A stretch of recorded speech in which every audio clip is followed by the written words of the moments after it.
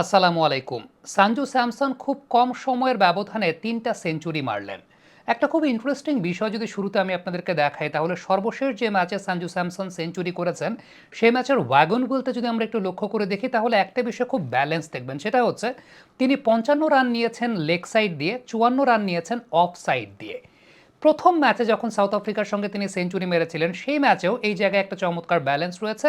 Leg সাইডে maximum run নিয়েছেন, leg সাইডে ৫৮ রান, কিন্তু অফ সাইডে তিনি আবার ৪৯ রানও নিয়েছেন। তার মানে বড় ইনিংস যখন আপনি খেলতে চাইবেন, সে সময়টাতে কিন্তু দুই সাইডে রানের ক্ষেত্রে আপনাকে একটা ব্যালেন্স বজায় রাখতে হবে, কারণ অপোনেন্ট যদি বুঝে যায় যে আপনি একটা সাইড দিয়ে শুধুমাত্র রান করতে চান, তখন কিন্তু অপোনেন্ট আপনাকে নিয়ে ভিন্ন প্ল্যান করবে এবং তখন আপনি আউট হয়ে যাবেন।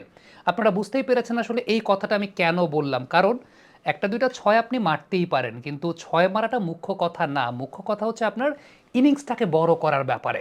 সো সঞ্জু স্যামসনের এই ইনিংসটা আমার কাছে মনে হয়, বা এই দুইটা সেঞ্চুরি ইনিংস অনেকের জন্যই একটা অনেক বড় শিক্ষণীয় জায়গা, যে আপনাকে বড় রান করতে গেলে অবশ্যই দুই সাইডে রানের মধ্যে একটা ব্যালেন্স খুঁজে বের করতে হবে।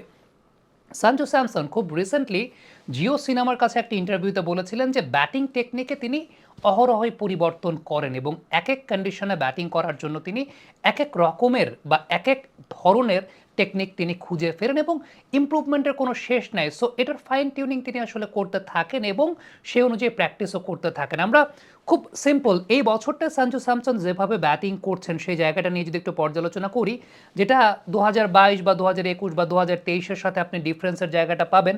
স্পিনার ক্ষেত্রেই শুরু করি। প্রথম যে পার্থক্যের জায়গাটা, সেটা হচ্ছে ব্যাকলিফটের পরিবর্তনের জায়গাতে এবং ক্রাউচিং পজিশনে পরিবর্তনের জায়গাটা খেয়াল করে দেখেন।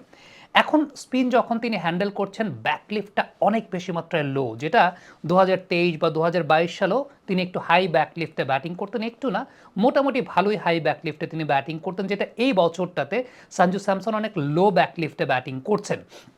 লো ব্যাকলিফটে ব্যাটিং করার ক্ষেত্রে তার একটা খুব উল্লেখযোগ্য বৈশিষ্ট্যের জায়গা, হ্যান্ড পজিশনটা, হাতের পজিশনটা খেয়াল করে দেখেন, প্যাডের খুব কাছাকাছি অঞ্চল থেকে, প্যাডের খুব কাছাকাছি অঞ্চল থেকে তিনি হ্যান্ড পজিশনটাকে রাখছেন। শট যখন নেগোশিয়েট করছেন, সে সময়টাতে একদম ইনিশিয়াল স্টান্স থেকে শুরু করলে হাতের পজিশনটা প্যাডের খুব কাছাকাছি। যখন তিনি শট খেলছেন, তখনও প্যাডের খুব কাছাকাছি থাকছে, যেটা এর আগের বছরগুলোতে খুব বেশি কাছাকাছি থাকতো না, সেখানে একটা ডিস্টেন্স অবশ্যই বজায় থাকতো। পেসের ক্ষেত্রেও যখন তিনি ফেস করছেন, তখনও সবচেয়ে উল্লেখযোগ্য পরিবর্তনের জায়গাটা হচ্ছে ক্রাউচিং পজিশন এবং আপরাইট পজিশনের পার্থক্যটা। এই বছরটাতে সঞ্জু স্যামসন অনেক বেশি ক্রাউচিং পজিশনে ব্যাটিং করছেন, যেটা বিগত বছরগুলোতে তাকে আমরা দেখতে পেয়েছি অনেক বেশি আপরাইট পজিশনে ব্যাটিং করতে, যেটা এখন তিনি খুব ক্রাউচিং পজিশনে ব্যাটিং করছেন। এবং এক্ষেত্রে সবচেয়ে উল্লেখযোগ্য জায়গাটা হচ্ছে, আবারও বলছিলাম, যে হ্যান্ড পজিশনটা প্যাডের খুব কাছাকাছি থাকছে ইনিশিয়ালি। ইভেন যখন তিনি শট খেলছেন, একটা তো ইনিশিয়াল শট খেলার আগের স্টান্সের ক্ষেত্রে চিন্তা করলে প্যাডের খুব কাছাকাছি গ্লাভস থাকছে বা হাত থাকছে, ঠিক তেমনিভাবে যখন তিনি শট নেগোশিয়েট করছেন, এই সময়টাতেও এখন তার হাতের পজিশনটা বডির খুব কাছাকাছি বিরাজ করতে, যেটা আগে একটু দূরে বা একটু ডিস্টেন্স থাকা অবস্থায় থাকতো।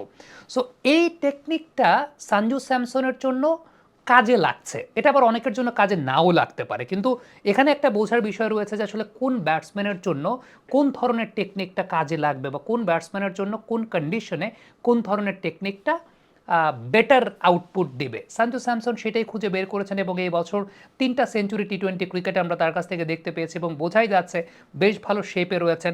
সো এই ফাইন টিউনিংটা এটি কিন্তু একটা ইন্টারন্যাশনাল প্লেয়ারের একদম থ্রু আউট হিজ ক্যারিয়ার করতেই হয়।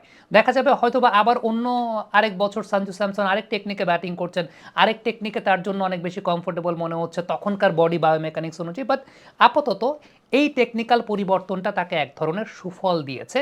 তবে তারপরও আমি বলবো, সবচেয়ে উল্লেখযোগ্য ব্যাপারটা আমি শুরুতে যেটা বলছিলাম ওয়াগন হুইলটা দেখে, যে এই যে অফ সাইড এবং লেগ সাইডে রানের ক্ষেত্রে এক ধরনের সাম্যাবস্থা বিরাজ করা। হ্যাঁ, একটা সাইডে আপনি একটু বেশি স্ট্রং থাকতে পারেন, একটা সাইড দিয়ে আপনি একটু বেশি রান নিতে পারেন, কিন্তু যে ব্যালেন্সের জায়গাটা, সেটা কিন্তু খুব গুরুত্বপূর্ণ, যেটা সঞ্জু স্যামসনের ব্যাটিংয়ের মধ্যে রয়েছে বলে আমার কাছে মনে হয়। এবং তার ওয়াগন হুইল এটাই কিন্তু প্রমাণ করে যে হ্যাঁ, দুটো সাইডের ক্ষেত্রে তিনি একটা সাম্যাবস্থা রাখছেন।